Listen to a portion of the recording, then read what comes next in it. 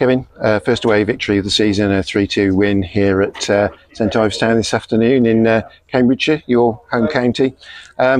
You look like you were going through some agonies in that second half, particularly when we went 2-1 down. But as displeased as you will have been with some of what went before, I'm sure you'll be pleased with the reaction that you got. Very much so, to keep the lads going and getting them over and, explaining how, like we always do, how important the game is, and, to go and leave it all out there, and credit to them. We've got loads of character in the group and desire to do well, but there's an awful lot of naivety in there, and like I say, we make some really poor decisions at times, and I'm probably a little bit reliant on too many younger players there that can lose their way, and we are, without the likes of Fozzie and Nathan Fraser, we need those big players out there and playing so that we're more controlled in the game, and just able to come through games like that in a more comfortable fashion.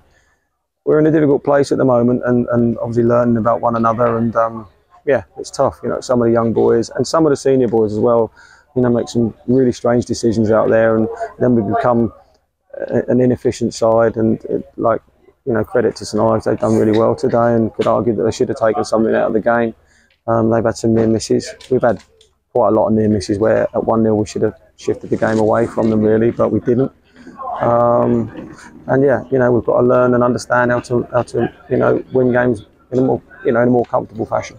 Yeah, sure. I was watching, or actually during the first half, I think I remarked, I was doing the radio commentary today, and that there didn't seem to be an awful lot of options on the bench if you needed to change things. So I hope very much we didn't get into a situation where that was necessary. Clearly we did. But Brad Bood and James McQuilkin did seem to bring a slightly different dynamic to what went on. They just seemed to be using the ball better when they came on. Yeah, I thought that all three of them, and Tarek as well, once we got ourselves into the lead, I thought all three had a great impact. James would want to play more. It's been probably unfortunate not to play more. You look at Brad as well, who's had a little bit of a difficult period at Barwell there, but credit to him, and he comes through it, and he looked really solid when he went on today. And in time, I'm sure he'll be a good player. We need, we need that now. Is the situation. But I thought, like I say, to get off and show the character, all three of them, they've responded in the right way, and that's the most important thing for me. And as I say, we've got some fantastic boys in there. They're good characters, and they do really care about winning games and trying to be successful. And they just can lose their way at times and make strange decisions, and sometimes they do lapse concentration. I think that the fitness levels are generally good, but crucial moments where ball spinning off us and not winning clean headers and just allowing the opposition to get into better areas than should be the case.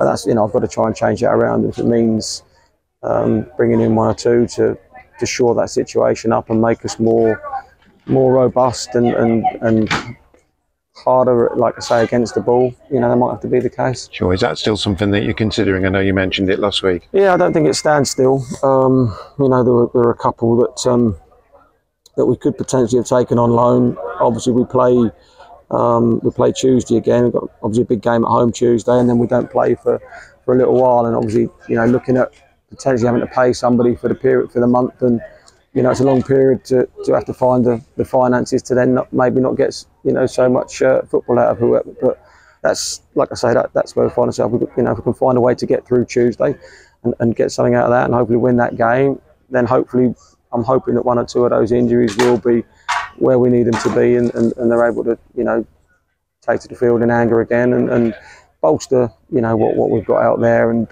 just like I say, make us a little bit more robust is the best word I can describe it. Sure. So the timing's probably the most important thing in that. Yeah, it is. I had a discussion with the directors yesterday about whether we look to bring a player or two in, and Jordan wasn't great with his groin today, but fair play.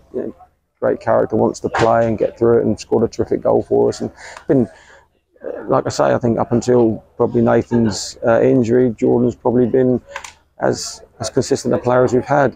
Byron's a big player for us in there. Jared's gone in, and we're fortunate to have him because he organises and he never stops talking.